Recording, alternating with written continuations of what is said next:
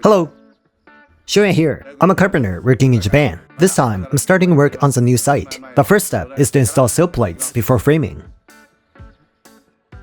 This is my third construction site since I started YouTube. This is the first video for the site. The first step in the carpentry process is to install the sill plate.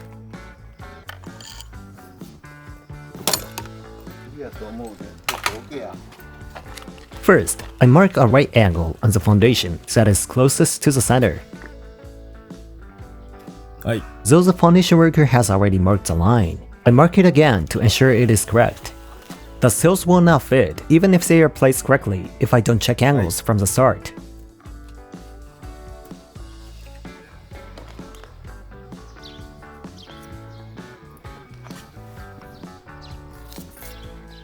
I check the right angle by drawing a triangle. If the length of one side is 3, 4, 5, it will be right-angled. It will be the right triangle. Using 3, 4, 5 as a base, I double the number. I change the side lengths to 6, 8, 10 shaku and check the right angle. Using the marking for the right angle, I measure each foundation's length. Where is the sill's outer surface meets the foundation, I draw it. In the old days, I marked by shifting 30mm away from the center of the sill. This is because foundations weren't installed properly back then. I think the artisan's skills and formwork have improved today's foundations. On the foundation, I mark the position of the outer surface of the sill.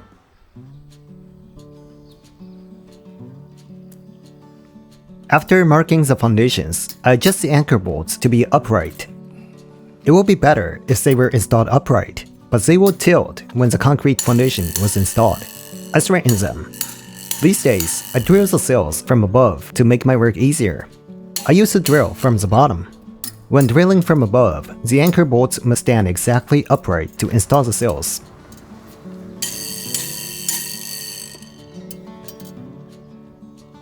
I used to work alone when installing sills many years ago. In those days, I placed a piece of wood on the other side. I could mark the line, but I couldn't use a tape measure. So I used a handmade long ruler and marked the foundation in order. There would be no problem if the foundation was square like this. But when the foundation ended at multiple points, it was very challenging. To make it easier, I have now started taking someone along with me these days. An extra pair of hands makes the work easier.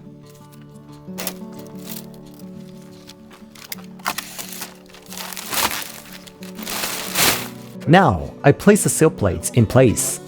The foundation is numbered using the Irohapon, which is similar to ABC. The upper right number will be E1. When I was training, I learned the order was left to right, but now it's reversed. As this house faces that side, the right corner will be E1. I place the sills in order of 1, 2, 3, and 4 towards the back.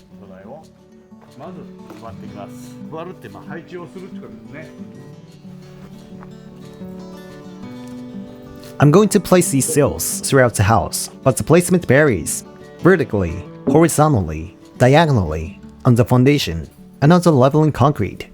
I must consider the placement carefully, since moving the sills 2 or 3 times when marking is not an option. I plan well while carrying the sills.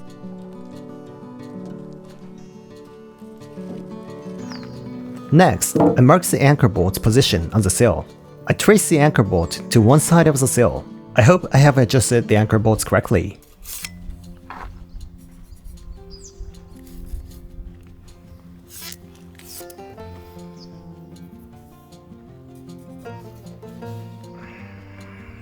Using that as a reference, I measure the length and mark the top side of the sill. Ideally, I should measure the length from the bottom, but that will require turning the sill around. Also, the whole split will face the top.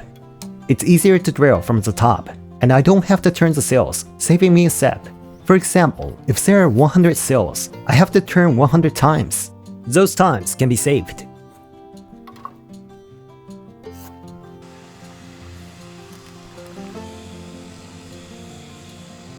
I move the marked sills to one place and drill the holes there. It doesn't take time, even if I drill holes without moving them, but I have to clean the entire house. So I move the sills to one place and drill all of the holes there. I use a 21mm drill bit for the standard anchor bolt. A slightly thicker 24mm drill bit is ideal for the hold down, but I use a 30mm drill bit.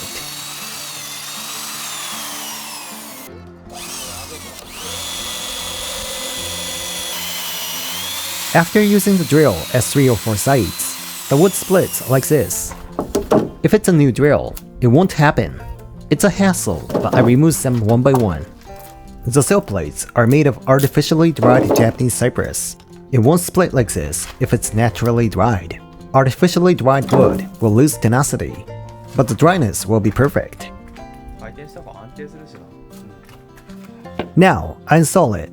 When I measure and cut the sill by myself, I can install it horizontally, vertically, and go back to horizontal, in horizontal and vertical order like that.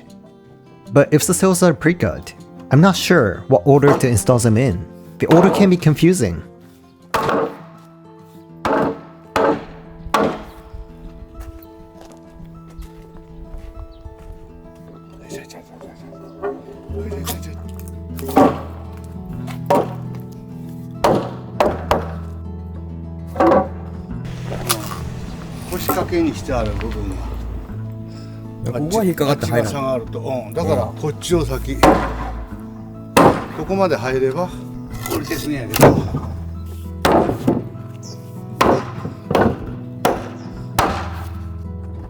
If the plan for sills is already made, I can make the anchor bolt come on the tenon side of the sill, like this. That means one bolt can secure 2 sills.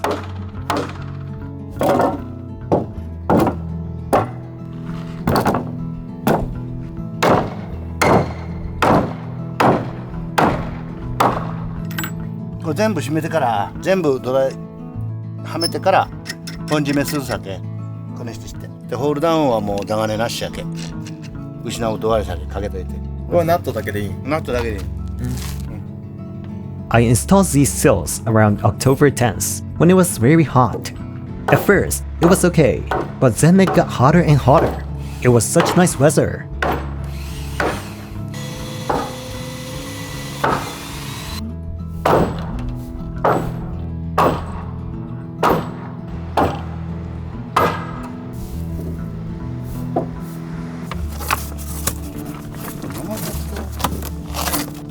Now that I have finished installing the sills, I installed the girder beams. When installing a girder, I attach plastic posts under it. There are 2 types of posts, steel and plastic. We use plastic posts. I can't say which is stronger or better, but it is a convenient post.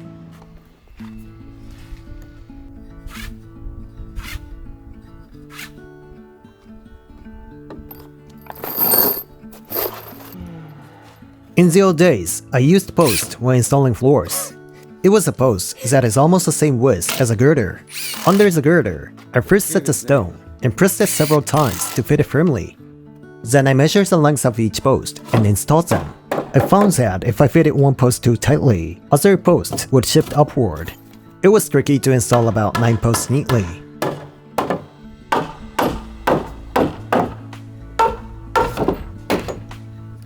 This house will have one Japanese-style room. There, I lower a girder as thick as a tatami mat so that the tatami mat and the floor will level.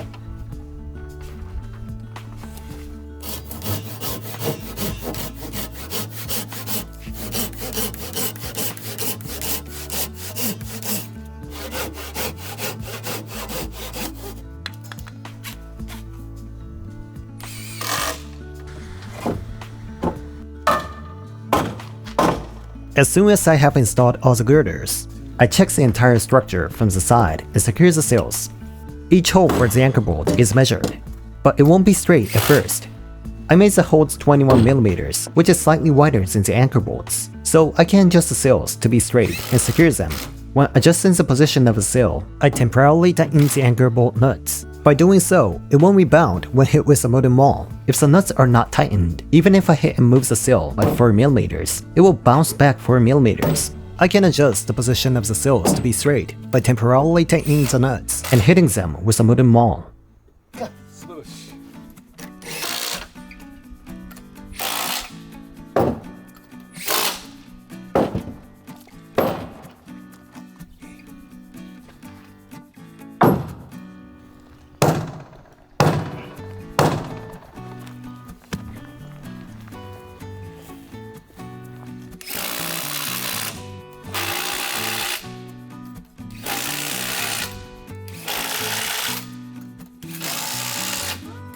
After securing all the sills, I marked the height of the foundation's top to the concrete footing so that I can attach the concrete footing to the pillar in my workshop.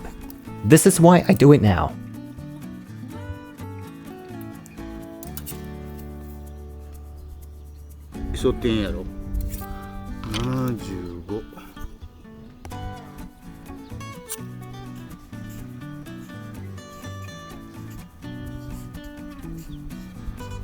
Finally, I attach the curing tape to the mortises of the sills. If it rains before framing, the water can get in here. Water won't accumulate if the tape is attached. This is an important step.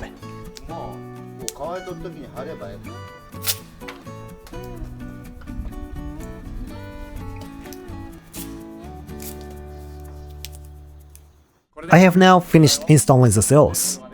It's a durable foundation with a lot of hold downs. Framing preparation is now complete, and I'm excited. That's all for today. Thanks for watching.